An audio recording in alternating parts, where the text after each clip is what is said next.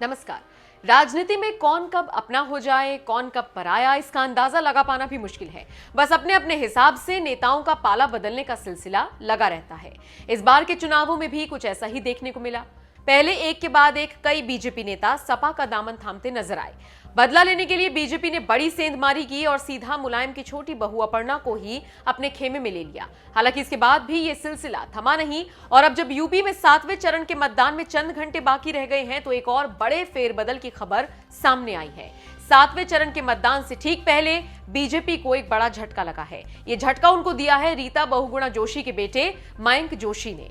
जी हां, रीता बहुगुणा के बेटे मयंक जोशी ने शनिवार को बीजेपी छोड़ सपा का दामन थाम लिया। इस मौके पर खुद अखिलेश यादव भी मौजूद रहे। आजमगढ़ में मंच से ही अखिलेश ने इस बात की घोषणा की और मयंक को मंच पर ही बुला लिया। इस दौरान अखिलेश ने साफ कहा, रीता बहुगुणा जोशी जी के बेटे मयंक भी अब हमारे साथ आ गए हैं। ये हमारे बहुत बड़े नेता बहुगुणा जी के परिवार से हैं। इनके आने से पार्टी मजबूत होगी। वैसे मयंक का सपा में आना बीजेपी के लिए कोई नई खबर नहीं है।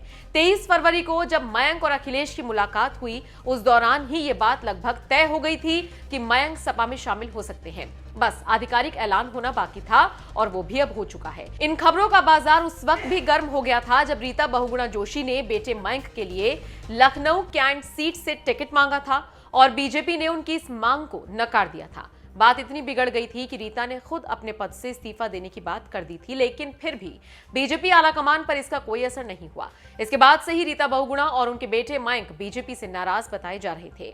मयंक ने बड़ा कदम उठाते हुए समाजवादी पार्टी का दामन थाम लिया है। वैसे ये राजनीति है, यहाँ कुछ भी हो सकता है। अब जो मयंक कल तक सपा के खिलाफ टिकट लेकर चुनावी मैदान में उतरना चाह रहे थे, अब वो सपा में कुछ बहुत बड़े की उम्मीद करके आए हैं। अब अखिलेश उनकी उम्मीदों को पूरा करते हैं या नहीं, ये देखना दिलचस्प होगा। बहरहाल आपका इस खबर पर क्या कहना है, कमेंट करके जरूर बताएं।